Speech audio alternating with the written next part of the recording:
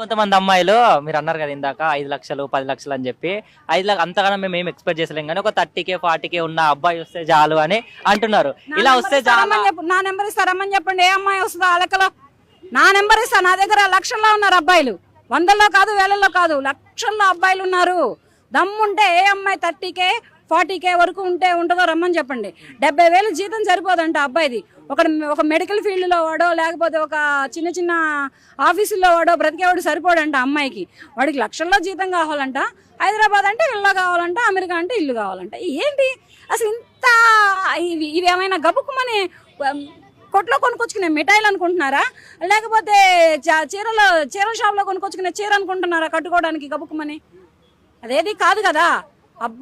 అమ్మాయిలని ఎలా అమ్మాయిల పేరెంట్స్ కని పెంచి పెద్ద చేసి చదివించారో అంతకంటే ఎక్కువగానే అబ్బాయిలను కూడా అబ్బాయిల పేరెంట్స్ కని పెంచి చదివిస్తున్నారు.